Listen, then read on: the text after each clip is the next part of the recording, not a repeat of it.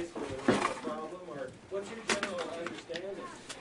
Well, as far as the alien Bible, I don't know what you're really talking about. Some of the briefings that I read dealt with some of that information about, it's being the product of a genetic modification. Right. But that's about all. That's about all that I know. The repercussions, the big story, all that, all that I really have no idea about. Well, I meant, like you mentioned the date when they were supposed to return. Is something supposed to happen when they return? I have no idea. Okay. It was just a date, and it was a number that made no sense to me. It was a 601 or 30 something, obviously in a different numerical system. And so other than having created us and then the genetic upgrades, that's it as far as... That's supposedly, if that information is correct, yeah. I'm interested in a little bit more about the physics of the power generation from the development of the antimatter to the gravity A wave and amplification, and that process of the generation of that and being able to fold space. Can you repeat the question? That's a pretty lengthy explanation. In other words, the relationship between the development of antimatter and the gravitational force field. Well, I can give you, I guess, a brief overview of essentially how that works. If you want an in-depth description of that, you can give me your address and I can send you a paper on it. Essentially, what the reactor does is provide electrical power and the base gravity wave to amplify, and it does that by interacting matter and antimatter, essentially. The way it does that is injecting an accelerated proton into a piece of 115 that spontaneously generates antihydrogen, essentially. That's reacted in a small area. It's a compressed gas, probably a compressed atmospheric gas, and the antimatter reacting with matter produces the energy, mainly heat energy, and that is converted into electrical energy by a thermionic generator that appeared to be 100% efficient, which is a difficult concept to believe anyway. Also, the reactor has two functions. That's one of them. The other function is it provides the basic gravity wave that's amplified, and that appears at the upper sphere of the amplifier itself, and that's tapped off with a waveguide similar to microwaves, and is amplified and focused, essentially. So how is the electrical energy related to the amplification of the gravitational A wave energy? The electrical energy is transmitted essentially without wires, and I related it to almost a Tesla setup. It seemed like each subcomponent on the craft was attuned to the frequency that the reactor was operating at. So essentially the amplifiers themselves receive the electrical energy like a Tesla coil transmits power to a fluorescent tube. What was the rest of the question? Yeah, in other words, what is the relationship between, I think you basically answered it. Yeah, that's how the amplifiers receive the power through the waveguide to receive the basic wave. It's very, very similar to a microwave amplifier. And, for more technical description, I can send you drawings or things along those lines, but that's basically how it works. I understand you took some 115 home with you to do some testing on your own. I obtained it, yeah. Did you document any of your testing? Yeah. You did? Yeah, the video, mostly videotape and things like that. John said it was stolen from you later. Last night he said. They stole it back. Stole it back, he said? Well, there's another level to that, but like I said, right now it's in private hands. Okay. Element 115, John said last night that a wedge that's about 2 inches in length will run the ship up to 30 years. How does that go in light years? How long would that be? Well, it really depends on the energy level. The more energy you expend, the greater consumption of fuel, just like in any modern machine. So it really all depends on the amount of energy you request out of it. What is Dr. Keller's relationship to S4? Do you think he might be working on antimatter weaponry? I don't know, but he was certainly, I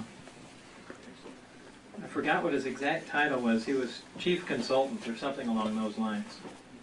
And as far as antimatter weaponry, I don't think anyone was involved in that. There was certainly some beam weapon work, and Teller's been involved with that. I think his last project at Livermore, Los Alamos, was I think he called it Super Excalibur, and that was essentially a nuclear bomb detonated in orbit and fiber optic light guides that directed X-rays to incoming warheads. And that's his pet project. He loves that thing, so I don't think he'd jump to antimatter weapons.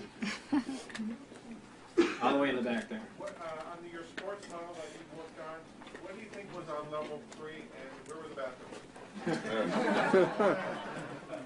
I don't know if anything was on level, well, I don't know if there were any bathrooms. On level 3, I can only guess, and I would imagine that there was some sort of navigational equipment or their version of a computer or something along those lines, because I saw nothing else that controlled the amplifiers, the directions they pointed at.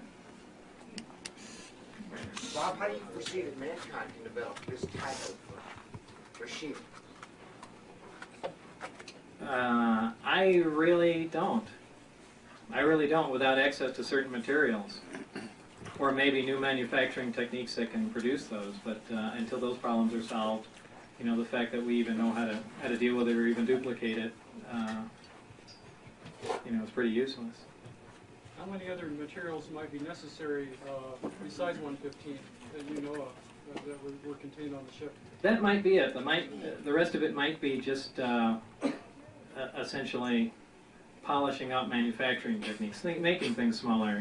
Just general increase in technology, getting a small accelerator running at a higher energy level. I don't know about the metallurgy aspect of the craft. I don't think any exotic metals are necessary, though they may be employed.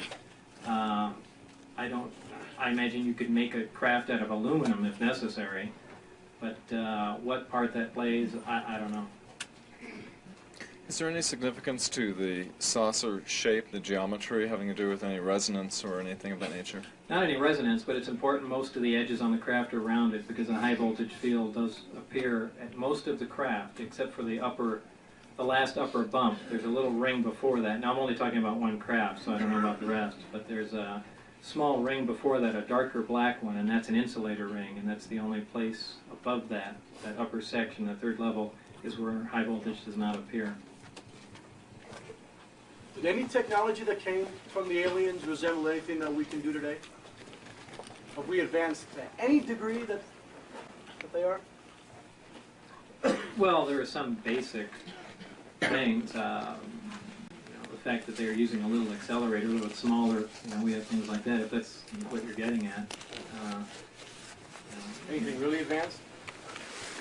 Well, as far as controlling gravity waves and yeah, other than the fact of just the way the craft operates, by manipulating gravity, that's about it, really. Oh, I wanted to ask you, talking about metallurgy, what you observed in terms of the structure, the skin of it, the thickness, because there were reports from Roswell and otherwhere that there was a very thin type of metal skin that was really undamageable and so on. What was this construction of it like? Well, I called it metal, and I really can't say that's what it was. I called it metal because I slid my hand across it, and it was cold, and it was lustrous. So. Did you notice any place like where, on an edge or something where it may have been a lot thinner than your standard metals that would be fluid that's used in aircraft? It's hard from the outside. You can't tell. When you walk in, the way the archways are inside, they're probably about 4 inches thick anyway. So you really can't tell how thin the skin is itself, or if it's exotic or inside. Yes, more on this element 115 and your contention that it couldn't be made here on Earth. What if you found the right bombardment speed, the right target shape, and the right containment? Well, I imagine with enough time you can make a small amount of it. I mean, my analogy is look at how long it takes to make gold in an accelerator from bismuth or something like that. that may just be a technology that hasn't advanced far enough yet.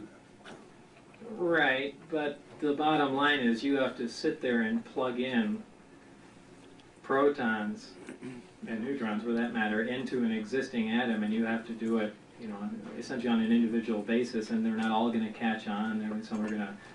But how do you think they got their first piece of it? If it was in a dead star, how going from? I think it was naturally occurring somewhere on their planet. Just because it's stable, yeah, probably so. That's just a guess on my part, but you know, if that technology was harnessed quick enough, chances are they didn't have, you know, when they came here, our levels of technology were probably fairly new to them. They probably never even considered an internal combustion engine, or for that matter, you know, when they came flying into the atmosphere and saw little cigar-shaped things with fire coming out the back, they probably couldn't conceive of how they were powered. So it was, you know, it just all depends how, you know, what materials, raw materials you have. But, you know, that's just an opinion that was a naturally occurring.